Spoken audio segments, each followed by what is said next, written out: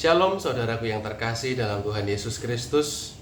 Saya berharap kita semua ada dalam kondisi yang baik dan sehat selalu, dan senantiasa ada dalam sukacita yang penuh. Marilah kita merenungkan firman Tuhan dalam Ngopeni Iman edisi Oktober. Dan biarkanlah kita boleh memohon pertolongan Roh Kudus terlebih dahulu sebelum kita merenungkan firman Tuhan. Kita berdoa. Ya Roh Kudus, kami berdoa kepadamu, kiranya Engkau menolong kami supaya kami boleh mengerti akan firman-Mu, dan firman-Mu ini meneguhkan kami supaya kami menjadi semakin baik di dalam menjalani hari demi hari. Dalam nama Allah Bapa, Anak dan Roh Kudus kami berdoa. Haleluya. Amin. Saya akan dasarkan perenungan firman pada hari ini dalam Ngopeni Iman Oktober ini dari Yesaya 45 ayat yang pertama hingga ayat yang ke-7, tetapi akan saya bacakan di ayat yang pertama saja. Beginilah firman Tuhan, inilah firmanku kepada orang yang kuurapi, kepada Kores yang tangan kanannya kupegang, supaya aku menundukkan bangsa-bangsa di hadapannya dan melucuti raja-raja, supaya aku membuka pintu-pintu di hadapannya, dan supaya pintu-pintu gerbang tidak tinggal tertutup.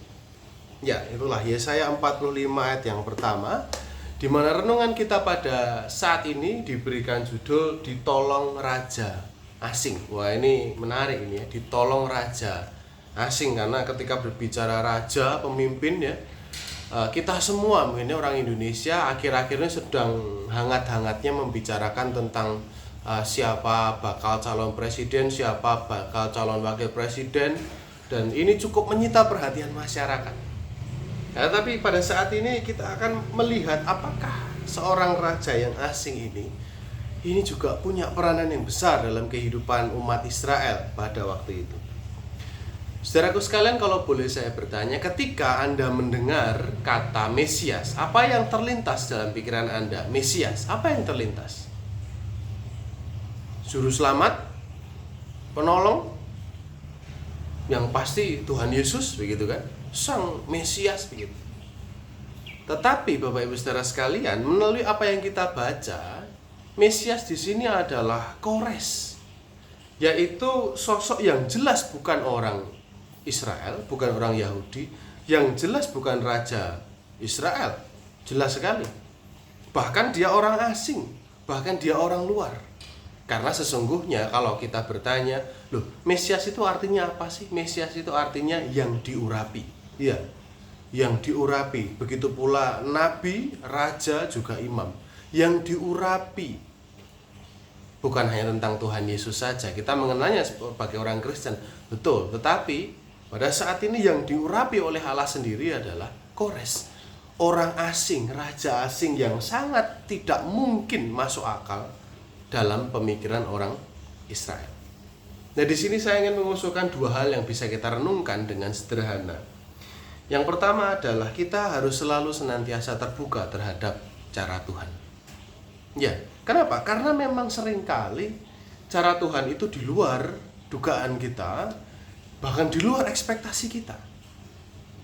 Coba bayangkan, apa yang Bapak Ibu Saudara semua pikirkan ketika Bapak Ibu Saudara memulai doa? Mungkin meminta sesuatu, atau menginginkan supaya permohonannya dikabulkan. Jika memang demikian, berarti doa kita itu sudah ada awalannya, sudah ada maksudnya dulu.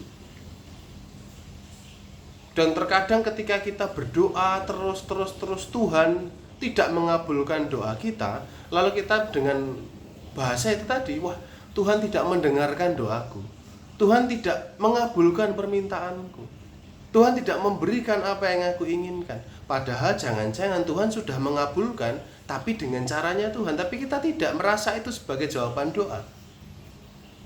Karena menurut kita jawaban doa yang tepat adalah sesuai dengan apa yang kita inginkan. Melalui teks ini jelas sangat mungkin yang diinginkan oleh orang Israel yang menolong mereka adalah orang Israel, tapi yang menolong mereka adalah Kores. Bukan golongan mereka, bukan bangsa pilihan. Kalau mereka menolaknya, berarti mereka menolak cara Tuhan. Kalau kita menolak apa yang Tuhan berikan, berarti kita menolak cara Tuhan. Seakan-akan kita sudah punya kepastian bahwa yang menjadi solusi atas masalahku adalah A. Jadi ketika Tuhan berikan B, oh bukan Tuhan, bukan. A ini loh Tuhan, kita berdoa. Kemudian ada yang nambah-nambahin, wah itu mungkin doanya kurang iman, jadi tambah serius lagi, tambah doa lagi. Padahal maksud Tuhan B, kita maunya A.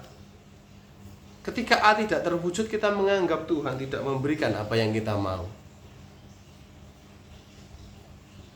Tuhan bisa bekerja dengan segala cara. Untuk itu kita perlu kerendahan hati, untuk bisa memahami maksud Tuhan, untuk bisa menjalani kehidupan ini. Kita perlu kerendahan hati. Kenapa? Karena harus kita akui bahwa sebaik apapun kita memikirkan cara, sevisioner apapun kita memprediksi akan masa depan, kita harus senantiasa sadar bahwa Tuhan adalah yang maha tidak terbatas dalam kehidupan kita. Dia pasti punya cara. Sehingga saudara-saudara, ketika kita saat ini mungkin sedang menggumulkan sesuatu dan nampaknya mentok, nampaknya tidak bisa lagi diperjuangkan, tidak ada solusinya, percayalah Tuhan akan kasih jalan. Bagaimana? Kita tidak tahu. Kita terus berharap, karena Tuhan sangat bisa bekerja di luar dugaan kita. Ia punya cara untuk bisa menolong anak-anaknya. Itu yang pertama. Kemudian yang kedua adalah Tuhan bisa pakai siapapun. Ya, Tuhan bisa pakai siapapun. Terkadang sisi eksklusivitas kita itu tetap akan menyukai siapa yang segolongan dengan kita. Kita akan mudah dekat dengan orang yang hobinya sama dengan kita. Kita akan mudah dekat dengan orang yang misalkan kita punya idola yang sama. Bisa nonton konser bareng, bisa mendengarkan musik bareng, mengerjakan suatu hal yang disukai bersama-sama, bisa sangat cepat juga. Tetapi sulit untuk dekat begitu ya, akrab begitu dengan orang yang berbeda. Orang Israel juga begitu, mereka tidak mudah akrab dengan orang lain. Bahkan kalau dibayangkan, siapa yang akan menolong bangsamu nanti? Oh Kores, nggak mungkin, mereka akan menolak, mereka akan menyangkal. Tetapi Yesaya 45 ini menunjukkan bahwa Tuhan bisa pakai siapapun, bahkan orang yang dianggap kafir oleh orang Israel pasti, itu untuk menolong mereka sendiri. Tuhan bisa pakai siapapun dan itu sangat mungkin. Kenapa? Karena sangat mungkin juga bahwa orang yang tidak mengenal Allah itu justru orang yang praktik hidupnya itu sesuai dengan kehendak Allah. Dikatakan di ayat yang keempat dan kelima, Yesaya 45 ayat 4 dan kelima itu dikatakan Kores itu tidak mengenal Tuhan. Tetapi kepemimpinannya, tapi caranya menunjukkan leadershipnya luar biasa sekali. Dan tingkah lakunya baik, bahkan lebih baik ketimbang orang Israel pada umumnya. Sehingga sangat mungkin Tuhan pakai dia. Kenapa? Karena memang dia baik. Kenapa tidak? Dan jika memang demikian, harus kita akui juga bahwa ada orang-orang yang bukan Kristen tapi perilakunya sangat Kristiani sekali.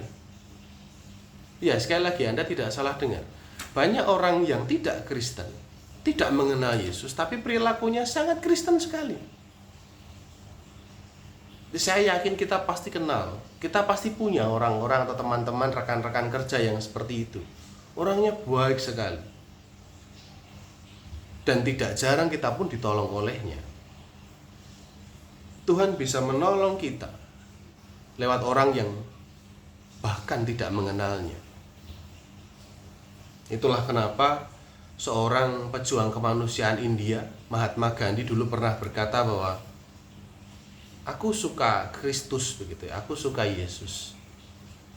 I love Christ, but I don't like Christian. Nah, tapi aku nggak suka sama orang-orang Kristen. Kenapa? Karena orang-orang Kristen tidak melakukan apa yang Yesus lakukan. Itu kritik besar. ya Tuhan bisa pakai siapapun untuk bisa menolong anak-anaknya. Dan biarlah kita juga terbuka terhadap segala kemungkinan itu, karena kalau siapapun bisa dipakai Tuhan untuk menolong kita, berarti terbuka kemungkinan siapapun boleh dipakai Tuhan untuk menebarkan kebaikan. Ya masa kita sendiri orang yang mengenalnya tidak mau? Ya tidak mungkin dong, harusnya mau. Dan biarkanlah perenungan kita ini menyejukkan hati, mengingatkan kita betapa luar biasa Tuhan bisa menolong kita dengan segala cara. Dan juga Tuhan bisa pakai siapapun, termasuk Bapak Ibu Saudara dan saya. Siap-siaplah dipakai. Kalau Tuhan bisa pakai raja asing untuk menolong, Tuhan bisa pakai kita untuk menolong orang yang asing juga, bukan? Amin. Mari kita berdoa. Terima kasih Tuhan karena kami boleh merenungkan firman-Mu saat ini, dan kami percaya bahwa firman-Mu ini meneguhkan kami, firman-Mu ini mengingatkan apa yang harus kami lakukan dan membuat kami semakin sadar bahwa kami harus berserah diri dalam doa-doa kami kepadamu. Terima kasih ya Tuhan, terima kasih. Berkatilah kami dalam kehidupan bersama dengan keluarga. Kehidupan kami ini kami serahkan di dalam nama Tuhan Yesus Kristus, dalam cinta kasih Allah Bapa, dalam persekutuan dengan Roh Kudus. Haleluya. Amin. Sampai jumpa di Ngopen Iman bulan depan. Tuhan berkati. Shalom.